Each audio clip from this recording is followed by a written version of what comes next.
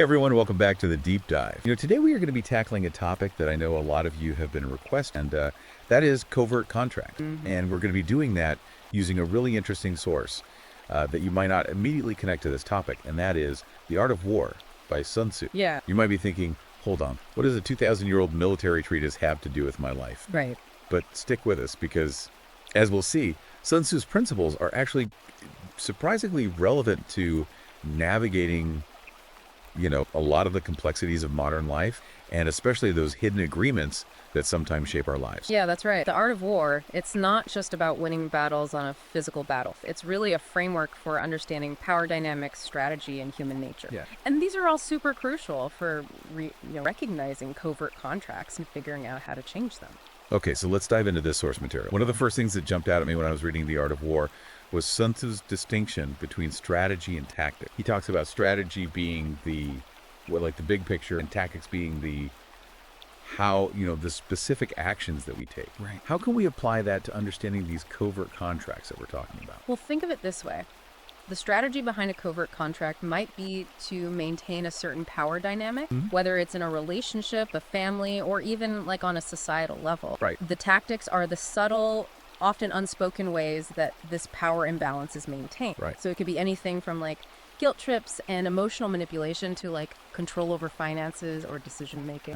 So it's almost like we can think of it like a chess game, right? Yeah. Where the goal is to kind of control the board, and the tactics are the individual moves that you make. Exactly. And just like in chess, you need to be able to think several moves ahead. Recognizing those tactics helps you to understand the bigger picture, the bigger strategy at play, and then you can figure out how to counter it. Okay, that makes sense. So once we start to recognize those tactics, how do we actually go about changing those terms of the contract? Well, Sun Tzu places a huge emphasis on intelligence gathering. He famously said, know yourself and know your enemy. Now, in this context, your enemy isn't necessarily a person, but the system or the individuals that are upholding that covert contract that you want to change. So know yourself, meaning, understand my own needs, my values, what I'm willing to accept, and know your enemy, being, understanding their motivations, maybe even their weakness, like what makes them tick. Precisely. Sun Tzu even uses a military analogy about a civil war blunder that happened because they had bad intel and they missed an opportunity. And this just highlights how crucial it is to have accurate information before making any move. It's like going into a negotiation unprepared. You need to know what you want, what the other side wants, what their pressure points are. Makes total sense. But gathering intel can feel kind of, a little sneaky. Yeah. It's not always easy to be that analytical, especially in the heat of the moment. Right. Well, Sun Tzu also addresses that. He talks about deception as a strategic tool. Okay.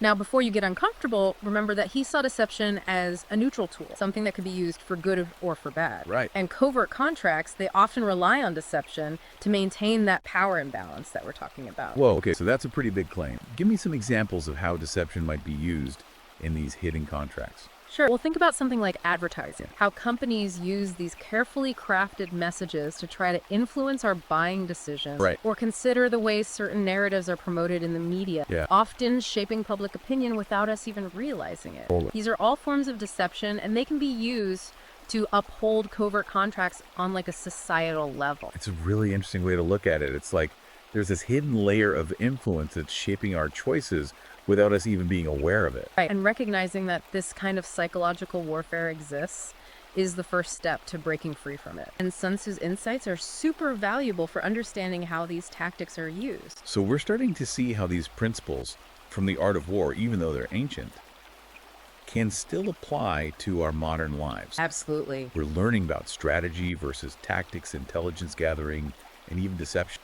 There's got to be more, though. Oh, there's so much more. Another key concept in the art of war is resource management. Oh. And Sun Tzu doesn't just talk about physical resources like money or land, Right. but also things like time, energy, even psychological advantage. Okay, how does that play into these covert contracts, though? It feels like we're getting into some pretty deep psychological territory here. Well, think about it this way. In a relationship where there's a power imbalance, one person might consistently control the finances or dictate how leisure time is spent. Maybe they're the one who always gets to relax while the other person does all the work. It's subtle, Right. but it's a way of controlling resources to maintain an advantageous position. That's a really eye-opening way to look at resource management. It's not just about who has more money. It's about who controls how the time, the energy, even the emotions are spent. Exactly. Recognizing these patterns is crucial for understanding how these hidden contracts work. This is making me think differently about all sorts of relationships in my own life. What else does Sun Tzu say that we can apply here? Well, he's a big believer in adaptability. He says that rigidity leads to defeat, especially in a world that's constantly changing. Yeah. Think of covert contracts like a constantly shifting battlefield. Okay. To change them, you need to be flexible and adjust your strategy as the situation evolves. So it's not enough to just recognize the contract and try to break free from it. I actually need to be prepared to adapt my approach based on how the other person reacts. Precisely. It's like a game of chess. You have to anticipate the other player's moves and adjust your strategy accordingly. Right. If you stick to the same approach, no matter what you're likely to lose. That's a great analogy. And it makes it clear that this isn't about brute force or confrontation. It's about being strategic and adaptable. Exact. And remember, the art of war is full of examples of how adaptability led to victory, even in seemingly impossible situations. So even when it feels like I'm stuck in a situation, there's always hope if I'm willing to adapt and find a new approach. Absolutely. And another crucial element that Sun Tzu emphasizes is leadership. Okay, I'm intrigued.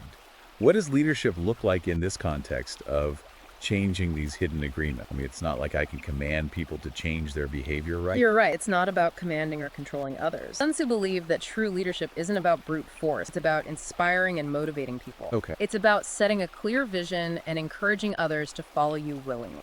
So how does that apply to something like a covert contract? Well, when you're trying to change the dynamics of a relationship or a system, you often need to step into a leadership role. This means clearly articulating your needs, setting new boundaries, and inspiring the other party to see the benefits of a more equitable arrangement. So it's about being the change that I want to see, setting a new standard and encouraging others to follow my lead. Exactly. And remember, leadership can take many forms. It's not always about holding a position of authority. Right. It's about having a vision and inspiring others to share it. Wow, that's a really powerful concept. It's giving me a lot to think about in terms of how I approach my own relationships and even my role in larger societal structure. I feel like we're just scratching the surface here. There's so much more to unpack. You're right. We've only just begun to explore the depths of Sun Tzu's wisdom and how it can be applied to your life. This has been an incredible start. I can already see how these principles from the art of war, even though they were written centuries ago, can be so relevant for understanding and addressing these hidden contracts that we're trying to unravel. I agree. It's fascinating to see how these ancient strategies can be applied to modern challenges. Stay tuned, everyone, because we're going to continue our deep dive into the art of war and uncover even more insights into this world of covert contracts. One of the things that really struck me as we were talking about leadership is how Sun Tzu emphasizes the importance of understanding human psychology. Oh, yeah. He doesn't just talk about military tactics. Right. He really delves into the motivations of fears and weaknesses that drive people's actions. That's interesting. I mean, I guess it makes sense that a military strategist would be interested in psychology.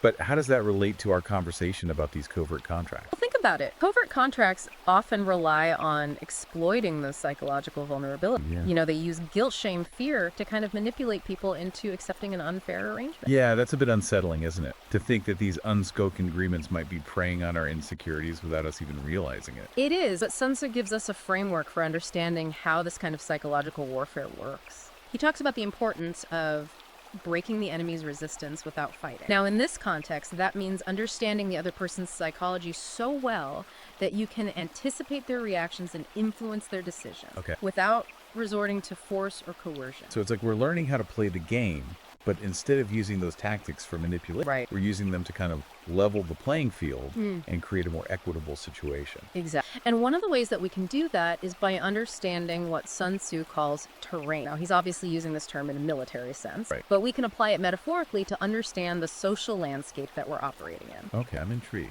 Break that down for me. What does terrain mean in this context? So think of the terrain as the cultural norms, the unspoken rules, the power structures that shape our interaction. It's about understanding who holds the influence, what the kind of accepted ways of behaving are, and where the potential pitfalls might be. So if I'm trying to change a covert contract in my own life, I need to kind of map out the terrain of that situation. Exactly. It's like knowing where the high ground is, where the potential ambush points are, and where you might be able to outmaneuver your opponent. Right. It's about being strategic and using that knowledge to your advantage. Wow, that's a really powerful way to look at it. It's like we're taking those military strategies and applying them to the battles that we face in our everyday lives.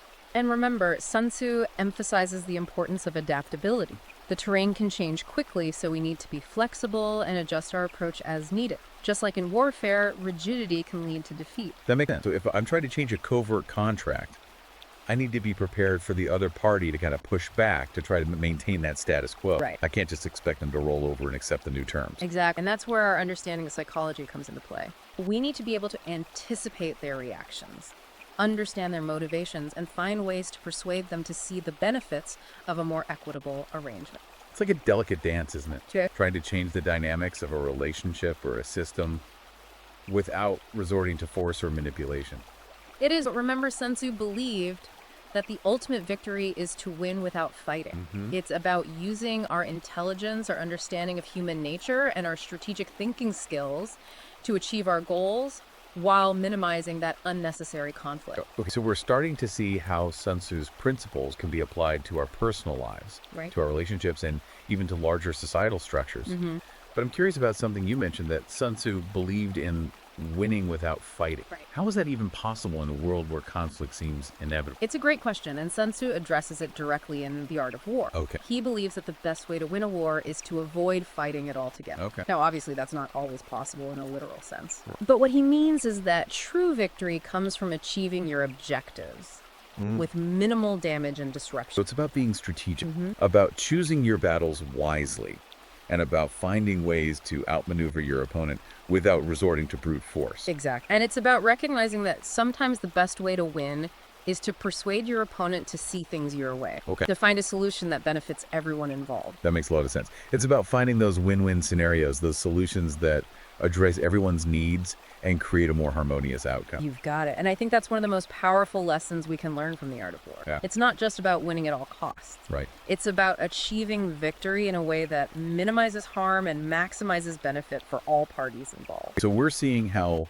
Sun Tzu's principles can be applied to our personal lives, our relationships, and even our understanding of larger societal structures. But I'm curious, what about our career? Can we use these same strategies to kind of navigate the complexities of the workplace and achieve our professional goals? Absolutely. In fact, I think Sun Tzu's principles are incredibly relevant in the modern workplace. Okay, I'm all ears. Tell us how we can use the art of war to get ahead in our careers. Sure. Without turning into like ruthless corporate warriors. Well, first and foremost, remember Sun Tzu's emphasis on knowing yourself and your enemy. Right. Now, in this context, your enemy isn't necessarily a specific person, Right. but the obstacles, the competition, the unspoken rules that might be holding you back in your career. So it's about understanding the terrain of my workplace, Yeah. right? Knowing who the key players are, what their motivations are, and how decisions are made. Exactly. It's also about being honest with yourself about your own strengths and weaknesses. What are you good at? What skills do you need to develop? Where do you see opportunities for growth? It's like doing a SWOT analysis on myself, identifying my strengths, weaknesses, opportunities, and threats. Precisely. And once you have a clear understanding of your own capability Right. and the terrain of your workplace, you can start to develop a strategic plan for achieving your career goals. So it's not about being cutthroat or ruthless. It's about using my intelligence, my skills, and my understanding of the situation to navigate those challenges and achieve success. You've got it. And remember, Sun Tzu also emphasized the importance of adaptability. Right. The business world is constantly changing. So you need to be able to adjust your strategy as needed. What worked yesterday might not work today. It's like surfing, right? You need to be able to read the waves, to adjust your stance, and to kind of ride the current to reach your destination. That's a great analogy. And it's also important to remember that setbacks are inevitable. But just like a surfer who gets knocked off their board, Yeah. you need to be able to get back up, learn from your mistakes, and adjust your approach. So it's about resilience, Yeah. right? It's about having the mental toughness to kind of keep going even when things get tough. Exactly. And that's where Sun Tzu's concept of leadership comes into play. Right. A true leader in the workplace or any other context is someone who can inspire and motivate others, even in the face of adversity. It's about setting a positive example, about staying focused on the goal, Right. and about encouraging others to do the same. You've got it. And finally, remember that Sun Tzu believed the ultimate victory is to win without fighting. Right. In the context of your career, this means finding ways to achieve success without resorting to unethical or destructive tactics. This is about building positive relationships, collaborating with others, and finding those win-win solutions that benefit everyone involved. Exactly. It's about using those strategic thinking skills not to outmaneuver or sabotage your colleagues, but to create a more positive and productive work environment for everyone. Okay, so we talked about relationships and career, but I think Sun Tzu's strategies can also be applied to our own personal growth and development. What do you think? Absolutely. In fact, I think this is where the art of war can be most transformative. Okay. It's about using those ancient principles to become the best versions of ourselves. Okay, tell me more. How can we use these principles to grow as individuals and live more fulfilling lives? Well, Sun Tzu emphasized the importance of self-awareness, of knowing your own strengths and weaknesses. Right. He said, know yourself and you will win half the battle. So it's about taking an honest inventory of my own capabilities, right? Recognizing my talents, my areas for improvement, and my potential blind spots. Exactly. And it's also about being willing to challenge ourselves, to step outside of our comfort zones, and to continuously strive for growth. It's like being an athlete who's constantly training, right? Pushing themselves to their limits to become stronger, faster, and more skilled. That's a great analogy. And remember, Sun Tzu also emphasized the importance of discipline and focus. He said, the supreme art of war is to subdue the enemy without fighting. So in the context of personal growth, our enemy might be our own negative thoughts, our limiting beliefs, or our unhealthy habits. Precisely. And the way to subdue those enemies is through self-discipline. Okay. Through the conscious effort to cultivate positive habits, to challenge negative thoughts, and to stay focused on our goals. It's about winning the battle within myself, Right. mastering my own mind and emotions so I can become the best version of myself. Exactly. And that's where Sun Tzu's concept of strategy comes into play. He believed that every battle should be fought in the mind before it's fought on the battlefield. So in the context of personal growth, it's about developing a clear vision of who I want to be, setting goals, and creating a plan to achieve them. You've got it. It's about using those strategic thinking skills to navigate the challenges of life, to overcome obstacles, and to ultimately achieve our full potential. All right, so we're back and we've talked about, the big picture principles of the art of war, but now I want to get into some of the more specific strategies and tactics that Sun Tzu actually outlines in the book. Yeah. Where do we even begin with that? The book is packed with insight. It's true. The art of war is dense with wisdom, but one of the most striking things about it is how Sun Tzu emphasizes the importance of planning and preparation. He famously said, every battle is won or lost before it's ever fought. That's a powerful statement. It makes me think about how often we rush into situations without really thinking them through. Right. We just react emotionally, or we follow those same old patterns without even considering other options. Exactly. And Sun Tzu would argue that this lack of preparation is a recipe for disaster. Right. He stresses the importance of careful planning, of anticipating potential challenges, and having a clear strategy in place before you take any action. So how do we apply that to our own lives, though? I mean, it's not like we're planning military campaigns here. True, but the principle still applies. Whether you're navigating a difficult conversation, making a career move, or pursuing a personal goal, taking the time to plan and prepare can make a huge difference. Okay, so give me some concrete examples. How can I actually incorporate this idea of strategic planning into my daily life? Well, let's say you're anticipating a tough conversation with your partner about a recurring conflict.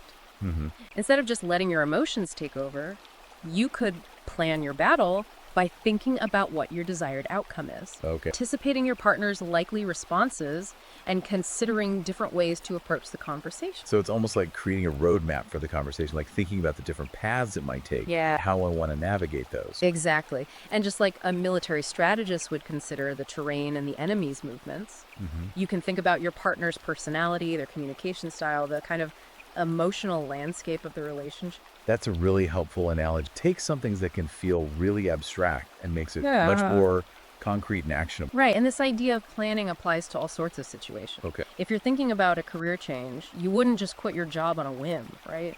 You do some research into different career paths, network with people in your field, and develop a plan for making that transition. That's a great example. It shows how this principle from the art of war can be applied to something as personal as, career development. What other strategies does Sun Tzu talk about that we can use? Another key strategy is the idea of choosing your battles wisely. Okay. Sun Tzu emphasizes the importance of knowing when to fight and when to withdraw, when to advance and when to hold back. He says he will win who knows when to fight and when not to fight. Okay, that makes total sense in like a military context. Right. But how does that apply to our everyday lives? It's not like we're constantly engaged in battles, right? Right. Well, not in a literal sense, perhaps, but we do face conflicts and challenges on a regular basis. Right. It could be a disagreement with a colleague, a conflict with a family member, or even just an internal struggle with our own self-doubt. So this strategy is about being selective about which challenges I actually take on. recognizing that I don't have to fight every battle that comes my way. Exactly. It's about conserving our energy, focusing on the things that truly matter, and letting go of the things that are ultimately unimportant. That's a really valuable insight. It makes me realize how often I get caught up in these petty arguments or this unnecessary drama that just drains my energy and distracts me from the things that are truly important. It's a common trap, but Sun Tzu's wisdom reminds us that we have a choice. We can choose to engage in every conflict that comes our way, or we can be more strategic and selective about where we invest our time and our energy. This is making me rethink my whole approach to conflict. It's not about avoiding it altogether. Right. It's about being more mindful and intentional about which battles I choose to fight. You've got it. And remember, Sun Tzu believed that the ultimate victory is to win without fighting. It's about finding ways to achieve our goals while minimizing conflict and creating win-win solutions. That's a great reminder. And it ties back to what we were talking about earlier about the importance of planning and preparation. Right.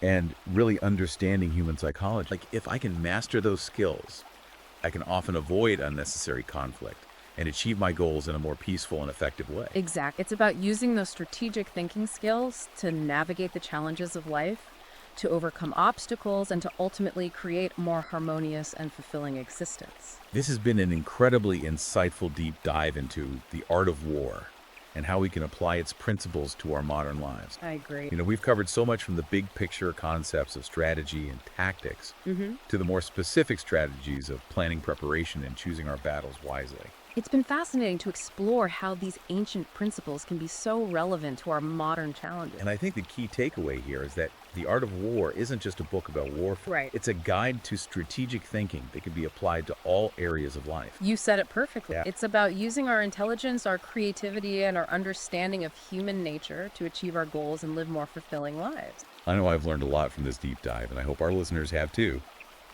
And if you're ready to explore even further, I highly recommend checking out The Art of War for yourself. Yeah. You can find it on Amazon Kindle and Google Play Books. It's a book that's worth revisiting again and again. Each time you read it, you'll probably discover new insights and find new ways to apply its wisdom to your own life. Absolutely. Until next time, keep those strategic minds sharp, and remember, the ultimate victory is to win without fighting.